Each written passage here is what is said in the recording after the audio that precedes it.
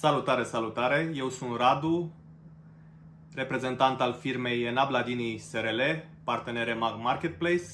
Ne bucurăm că ești alături de noi pentru o nouă prezentare de produs. Dorim să știi că firma noastră investește foarte multe resurse pentru a fotografia produsele, a le prezenta video, ca în final dumneavoastră să fiți mulțumiți de produsul ales și totodată produsul să fie exact ce ați dorit. La final, dacă ați fost mulțumit de interacțiunea cu noi, v-am rugat să ne lăsați un rating pozitiv, ne-ar ajuta pe noi foarte mult. Vă mulțumim anticipat, vă dorim spor în toate. Vă prezentăm un nou model de borsetă de umăr.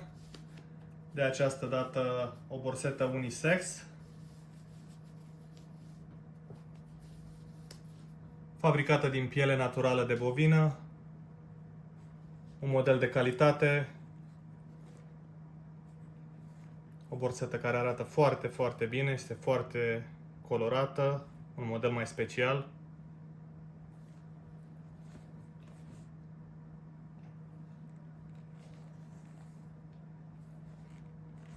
Prevăzută cu curele de umăr detașabile, sistemul clasic, prin clemă, ușor de folosit. Curelele și ele sunt din piele naturală, de culoare neagră.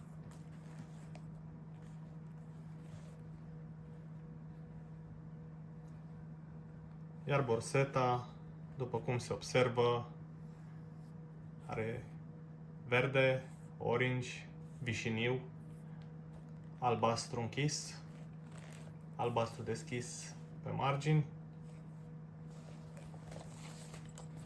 și partea dorsală, unde regăsim albastru închis, verde închis și albastru deschis.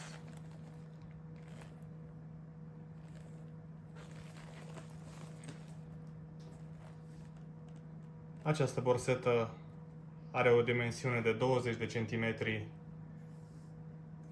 înălțime, cu o lățime de 14,5 cm și o grosime de doar 3,2 cm. O borsetă elegantă, de mici dimensiuni.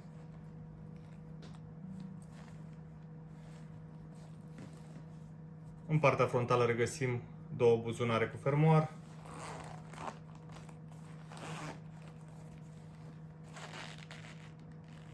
Noi am testat să introducem și un telefon mobil. Acesta este mai mic, cel de jos nu am reușit, iar în cel de sus are aproximativ 15 cm ori 10-12 cm lățime. Acest buzunar am reușit să introducem telefonul mobil și să închidem compartimentul. Intră un telefon cu diagonala maxim de 6 inch în acest compartiment, iar dacă aveți un smartphone mai mare, îl puteți introduce cu lejeritate în cele două compartimente centrale prevăzute cu fermoar, care sunt mult mai mari, aproximativ 19 cm ori 13 cm lățime. Iar în partea din spate mai avem un nou buzunar cu fermoar și acesta destul de spațios. Interiorul este căptușit cu pânză, material textil.